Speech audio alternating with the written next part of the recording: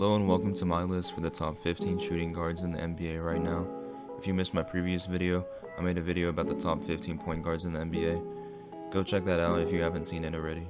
The reason why I'm doing top 15 instead of a top 10 like most people do is because normally people do honorable mentions, but instead of doing that, I'm going to include the honorable mentions into the list. To start us off, I have Tyler Herro at number 15. The runner-ups for this spot were Anthony Simons, Jordan Poole, Terry Rozier, and Jalen Green.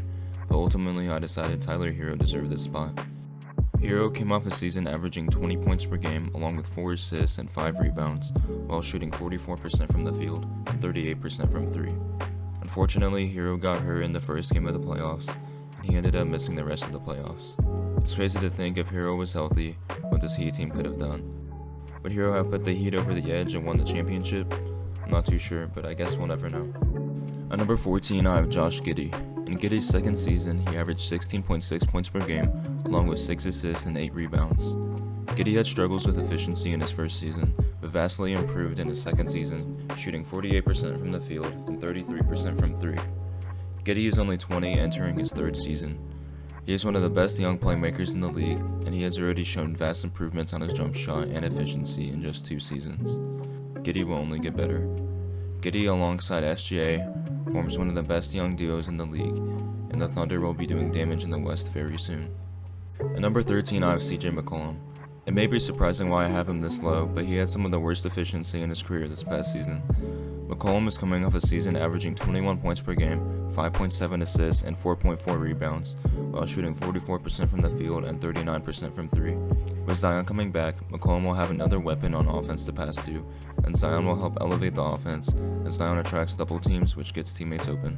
At number 12, I have Tyrese Maxiell. The number 12 spot was close between Maxey and McCollum, but Maxey has some of the best shooting efficiency in the league, so I decided to give the spot to him.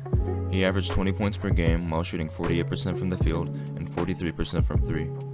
Through 11 games in the playoffs, Maxey averaged 20.5 points per game and 5 rebounds while shooting 43% from the field and 40% from 3.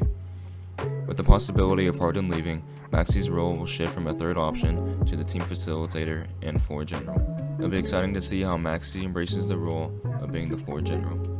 At number 11, I have Dejounte Murray. In Dejounte's first year with the Hawks, he averaged 20.5 points per game, 6 assists, and 4 rebounds, while shooting 46% from the field and 34% from 3. The Hawks were eliminated in the first round in 5 games, but Murray averaged a strong 23 points per game, 7 assists, and 7 rebounds, while shooting 45% from the field and 38% from 3. Murray is one of the best perimeter defenders in the league and has a well-rounded offense. Murray's biggest weakness is his 3-point shot, but he improved his percentage this year while taking more attempts. At number 10, I have Klay Thompson. Klay is coming off a season averaging 22 points per game, 2.4 assists, and 4 rebounds, while shooting 44% from the field and 41% from 3. Klay regressed in the playoffs, shooting 39% from the field and shooting 37% from 3. It's good to see Klay bounce back from his Achilles injury and return to competing at a high level. Klay is 33, entering his 11th season, and will be a free agent next summer. With the addition of Chris Paul, the Warriors are in a good place to win right now, with Klay still being one of the best perimeter defenders in the league. At number 9, I have Desmond Bane. Bane has had a quick rise to stardom, as only in his 3rd season in the league, he averaged 21.5 points per game, 4.4 assists, and 5 rebounds, while shooting 48% from the field and 40% from 3. In the playoffs, he worsened, shooting 42% from the field and 32% from 3, but was shooting at a higher volume. He should bounce back, as in the 2 postseasons prior, he shot the ball with good efficiency. With Ja Morant being suspended for the first 25 games of the season, Bane will be looked upon to lead the team offensively. At number 8, I have Bradley Beal. Beal is coming off a season averaging 23 points per game, 5 assists, and 4 rebounds, while shooting 50% from the field and 37% from 3. Beal has struggled to stay healthy the past few seasons, so he was traded to the Suns this offseason, and it'll be nice to see Beal competing in the playoffs again. Of course, both Beal and Devin Booker are shooting guards, and we will have to wait and see which one will be more of the ball handler and point guard. So for right now, I do have both Beal and Booker in this list. Beal is 30, entering his 12th season, and on paper has formed the best offensive team we have seen since the Warriors with Kevin Durant. At number 7, I have Zach LaVine. He's coming off a season averaging 25 points per game and 4.5 rebounds with 4 assists, while shooting 49% from the field and 38% from 3. LaVine is an interesting player to rank because he's so talented. but the Bulls haven't done anything in the playoffs since he's been on the team. LaVine has been on the Bulls for 6 seasons, and they've only made the playoffs once, and they lost in the first round in 5 games. He is 28, entering his 10th season already, and the Bulls haven't changed much in the offseason. On paper, they look like a solid team, but they keep on coming short of making the playoffs. It sucks to see someone like Lonzo Ball have his career fall apart right as he was entering his prime. LaVine will have to step up to the plate and prove that he is ready to lead the Bulls to the playoffs, as DeMar and Vucevic are getting older and can't contribute as much. At number 6, I have Anthony Edwards. Ant is one of the most young promising players in the league, averaging 24.6 points while shooting 46% from the field and 37% from 3. He has been becoming more efficient every season. He also averaged 6 rebounds and 4.5 assists, but he also averaged 3.3 turnovers a game. Ant went on a tear in the playoffs, averaging 31.6 points per game with good efficiency. The Timberwolves, however, were eliminated in the first round to the champion Denver Nuggets in 5 games. Ant is still yet to sign a contract extension with the Wolves, and if they don't make a playoff run this season, we may see a change in scenery for Anthony Edwards. At number 5, I have Paul George. Paul George averaged 24 points per game this season, while shooting 46% from the field and 37% from 3.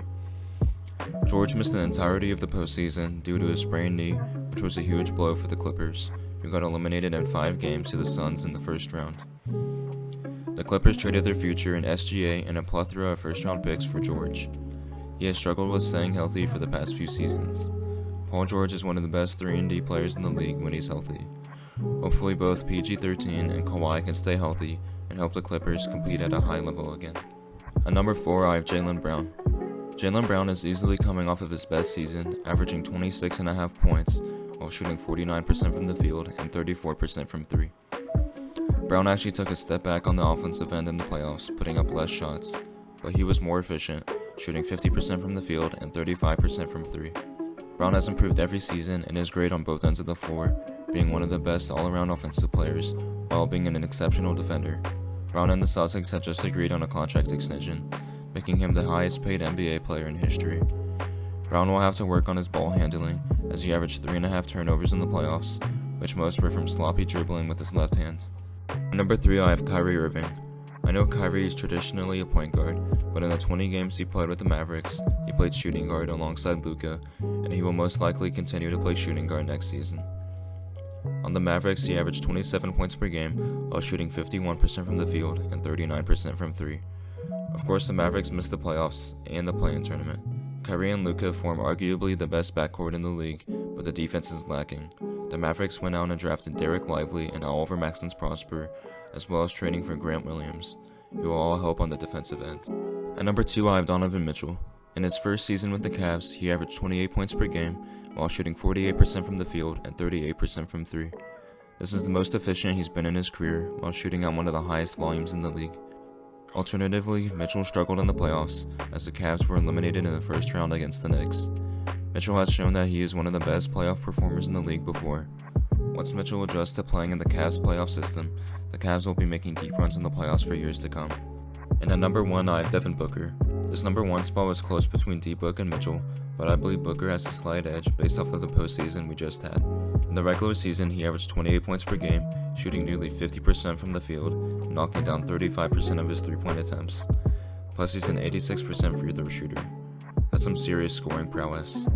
It gets even better in the playoffs. He took his game to a whole new level, with an average of nearly 34 points per game, shooting 58.5% from the field, and an incredible 50% from downtown.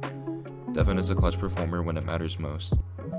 He was also a great playmaker out there, averaging 5.5 assists per game in the regular season and a whopping 7.2 assists per game in the playoffs.